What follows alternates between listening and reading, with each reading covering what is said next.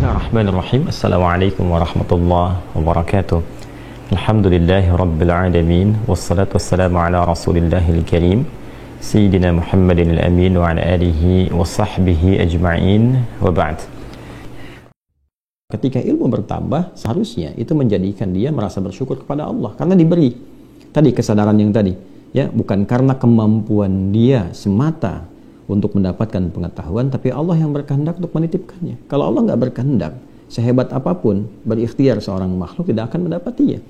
Ya, betapa banyak orang belajar keras, luar biasa, ya, tapi Allah nggak berkehendak karena melihat kemaslahatannya bukan pada orang dimaksud. Dia berhak mendapatkan yang lain, ilmu yang lain bukan yang itu. Allah titipkan pada yang lain.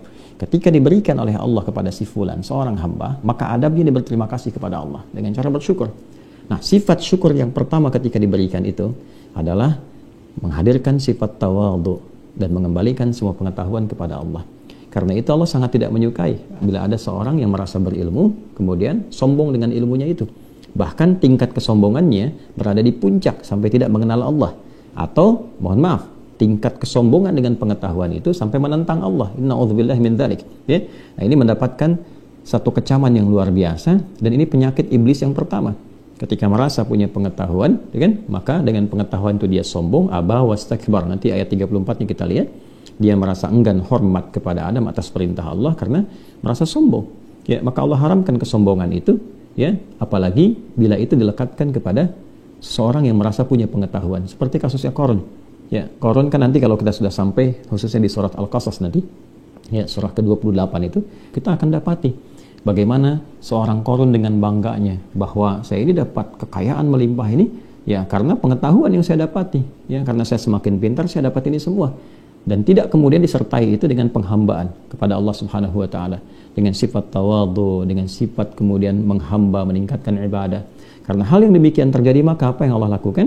Allah memberikan pelajaran, ya, dengan menghadirkan likuifasi, ditelan semuanya, supaya semua menyadari bahwa seluruh apa yang didapati oleh Qarun itu sejatinya adalah titipan dari Allah Subhanahu wa taala yang harus membangun nilai-nilai ketaatan dan ketakwaan kepada Allah.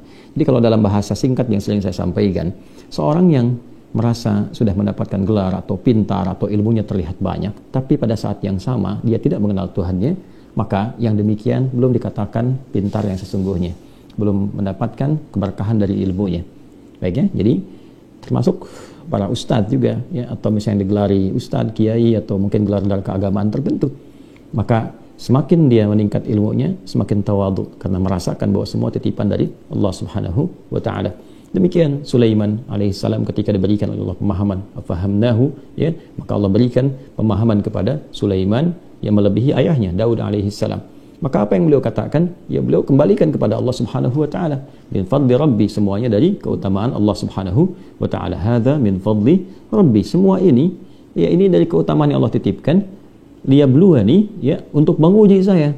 Apakah saya bersyukur dengan semua nikmat ini? Am akfar, atau kemungkinan ada dorongan untuk berbuat kufur.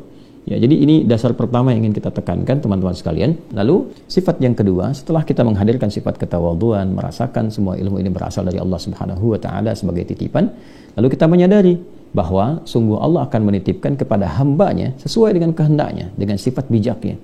Jadi Allah Maha mengetahui ini si fulan diberikan kelebihan di A, si fulan di B, si fulan di C. Ya, kenapa tidak satu orang diberikan kelebihan yang sempurna di semua aspek, kan? Agar semua manusia menyadari bahwa keilmuan seseorang itu tetap ada batasnya, nggak akan bisa menguasai segala hal, ya, supaya kita menyadari bahwa ada yang menitipkannya, dikembalikan kepada Allah Subhanahu wa taala. Jadi si fulan A, si fulan B, si fulan C, nggak ada satu orang menguasai segala hal, ya, untuk menunjukkan bahwa ada keterbatasan di manusia itu, sehingga kita menyadari bahwa yang sempurna hanya Allah Subhanahu wa taala. Yang kedua, mengurangi sifat ujub, ya, sifat ria, sifat takabur, merasa sombong. Jadi ketika si fulan dititipkan kelebihan A, belum tentu punya kelebihan B, sehingga dengan itu dia tidak merasa tinggi, tidak merasa angkuh dengan apa yang Allah titipkan kepadanya, ya. Dia bisa mereferensikan orang lain untuk belajar pada si B apa yang tidak diketahui, ya. Si fulan pakar tafsir tapi belum tentu pakar di bidang hadis, maka ketika seseorang bertanya tentang hadis, dia bisa mereferensikan, datanglah kepada si fulan, dia lebih paham dengan persoalan ini. Itu yang dilakukan orang-orang di masa lalu, itu yang diajarkan oleh Nabi Shallallahu alaihi wasallam. Dan itulah bukti dari pemahaman seseorang atas apa yang diajarkan oleh malaikat dari isyarat yang Allah sampaikan di Quran surah kedua Al-Baqarah di penutup ayat ke-32. Innaka, sungguh engkau ya Allah, antal alim, engkau yang maha mengetahui, pemilik segala pengetahuan, dan berkehendak kepada siapapun ilmu itu engkau titipkan. Al-Hakim, engkau maha bijak memilih seseorang di antara hambamu itu untuk menyampaikan risalah pengetahuan dimaksud. Jadi adab ini penting disampaikan untuk membangun satu pondasi yang kokoh sebelum kita menerima pengetahuan. Sebab kalau adab ini masih rapuh, begitu pengetahuan masuk, nah ini biasanya bangunannya akan goyah. Ya, mudah sekali goyahnya dengan kesombongan, dengan ria, dengan popularitas, dengan materi. Ya, hati-hati, termasuk dengan materi, hati-hati. Nah, karena itu adab penting dibangun sebelum ilmu itu ditanamkan. Ya, seringkali kita dapati petunjuk dari para ulama yang menyampaikan al-adabu qablal ilmi, adab sebelum ilmu. Di antara adab itu pengetahuannya adalah dasar-dasar penguatan dari nilai spiritual sebelum ditanamkan nilai intelektual. Subhanakallahumma bihamdika nasyhadu an la ilaha illa anta nastaghfiruka wa natubu ilaik. Allahumma tubna ilaika taubatan nasuha ya arhamar rahimin. Ighfir lana dhunubana ya Allah kama ghafarta ibadakas salihin was salihat wa alhiqna ma'ahum ma'al ladzina an'amta 'alaihim minal nabiyyin was siddiqin was syuhada'i was salihin wa hasuna ulaika rafiqa. Wa sallallahu ala sayyidina Muhammad wa ala alihi wa sahbihi ajma'in. Wa akhiru da'wana alhamdulillahi rabbil alamin. Assalamualaikum warahmatullahi wabarakatuh.